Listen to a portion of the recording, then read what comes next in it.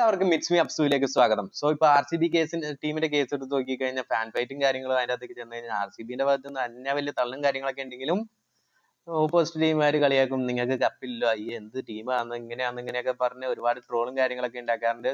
അങ്ങനെ RCBക്ക് ഒരു കപ്പ് കിട്ടിയിരിക്കുന്നു. വുമൻസ് പ്രീമിയർ ലീഗിലൂടെയാണ് അവർക്ക് കപ്പ് വന്നത്. അങ്ങനെ കപ്പിന്റെ വരൾച്ചയും കാര്യങ്ങളൊക്കെ ഇവിടെ അവസാനിക്കുകയാണ്. ഇനി RCBക്കും പറയാൻ ഒരു കപ്പായി. എന്തായാലും നമുക്ക് വിഷയത്തിലേക്ക് വരാം. RCB വനിതകളിലൂടെ RCB ഫാന്റസിക്ക് ഒരു കപ്പ് കിട്ടിയിരിക്കുന്നു. 8 വിക്കറ്റിന്റെ വിജയമായിരുന്നു ഇന്നലെ നടന്ന മത്സരത്തിൽ. ആദ്യം ബാറ്റ് ചെയ്ത DCക്ക് 113 റൺസ് മാത്രമാണ് എടുക്കാൻ സാധിച്ചുള്ളൂ. നല്ലൊരു ബോളിങ്ങും കാര്യങ്ങളൊക്കെയായിരുന്നു RCBന്റെ ഭാഗത്ത് നിന്ന് കാണാൻ സാധിച്ചത്. പിന്നെ പറയുകയാണെങ്കിൽ RCBന്റെ ഗേൾസ് നല്ല രീതിക്ക് തന്നെ ആ സ്കോർ ചേസ് ചെയ്തു എന്ന് തന്നെ പറയാം.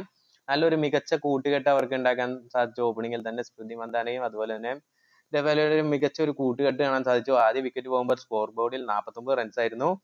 പിന്നെ പെരയുടെയും റിച്ചാർഡ്സന്റെയും നല്ലൊരു റിച്ചാഘോഷ അങ്ങനെ എന്തോ ഒരു പ്ലെയറും കൂടി നല്ലൊരു രീതിക്ക് കൂട്ടുകെട്ടുണ്ടാക്കി അവസാനം വിജയത്തിലെത്തിച്ചു. അങ്ങനെ RCBയുടെ ഒരു വരൾച്ച ഇവിടെ അവസാനിക്കുന്നു.